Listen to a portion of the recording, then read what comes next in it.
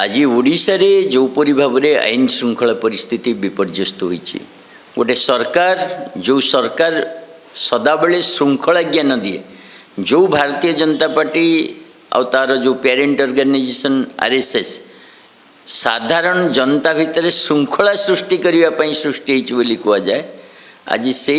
Bharatiya Janata party शासन रे दिन दिपहर रे बीच रास्ता रे भीड़ एकाठी होउचंती आउ मनीष को मारुचंती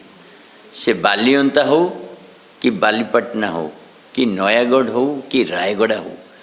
जोपरी भाव बेखौफ बिना पुलिस रो भय रे लोक मानक सामना रे हत्या करा जाउची जोपरी भाव में महिला मानक विरुद्ध रे आक्रमण वृद्धि पाई आ जोपरी भाव में पूरा गोटे राज्य सारा गोटे वातावरण देखा जाउची भयर वातावरण कारण शासन बोली किछि नाही पुलिस अनेक जगह रे एथरे इन्वॉल्व रहिबार देखा जाउची ये प्रकार जो व्यवस्था ये गोटे बड़ प्रश्न तैयारी करछि भारतीय जनता पार्टी शासन उपरे एमानकु शासन करिबा जणा नाही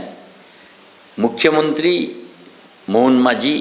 जाइगी वेस्ट बेंगल रे प्रचार करछन्ती निज राज्य अवस्था खराब एटी दिन दीपर मर्डर होउची एपरी गोटे अपारग मुख्यमंत्री आउ एपरी गोटे अपारग शासन जेतबळे अछि से पुणी जाइगी प्रचार करछन्ती अन्य राज्य याठू बड़ी निंदा याठू बड़ी अति लज्जाजनक परिस्थिति ओडिशावासी केबे सम्मुखीन होई नांती आउ जदि कहिबा ए सरकार समय रे वर्तमान ओडिशा रे जो प्रकार शासन चली लूट तंत्र शासन पूरा प्रत्येक डिपार्टमेंट रे पीसी परसेंटेज आउरी बढ़ी जाइए बीजेडी टू आउरी बढ़ी एवं जो परी भाव आईन श्रृंखला परिस्थिति देखुचे एवं पूरा विजनलेस गोटे माने आपण जदि देखिबे ना चाषी ना युवा वर्ग ना श्रमिक किए भी खुशी नांती चाकरिया भी खुशी नांती कारण ये गोटे अपारग सरकार ये गोटे मिथ्या प्रतिश्रुतिर सरकार जहाँ प्रतिश्रुति दे सरकार को आसते कौन सी गोटे प्रतिश्रुति पालन करिवार नियत नहीं आजिर दिन में ओडिशावासी पश्चाताप करुँच गोटे सरकार को निर्वाचित करने को से आशा करुँची बहुत जल्दी ओडिशा रे साधारण जनता ए सरकार को शासन रू हटेब एवं जोपरी भाव में गोटे विपक्ष शून्यता देखा देछि गोटे पटे कांग्रेस पार्टी रे विभाजन कांग्रेस पार्टी रे नेतृत्व शून्यता एवं अन्य पटरे बिजू जनता दल रे आमे देखुचे ग्रुपिज्म जो प्रकार स्ट्राटेजी से आगामी दिन रे जदि ओडिशा रे भारतीय जनता पार्टी को टक्कर दबो ताले आम आदमी पार्टी दबो आम आदमी पार्टी नेता अरविंद केजरीवाल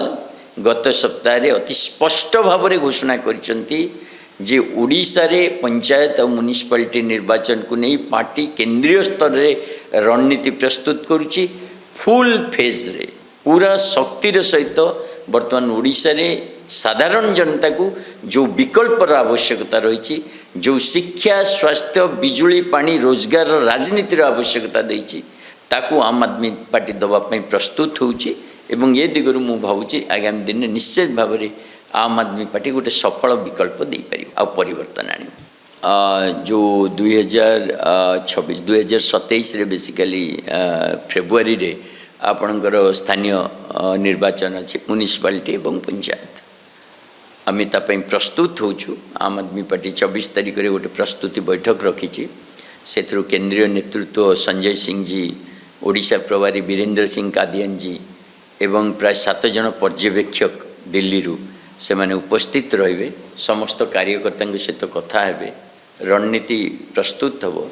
एवं ओडिशा रे पंचायत और म्युनिसिपालिटी निर्वाचन रे आम आदमी पार्टी मजबूतीर सहित लड़िबो एक विकल्प दवा पई लड़िबो एवं 27 रो निर्वाचन 29 पई रास्ता खोलिबो ओडिशा रे 2029 रे आम आदमी पार्टी सरकार है।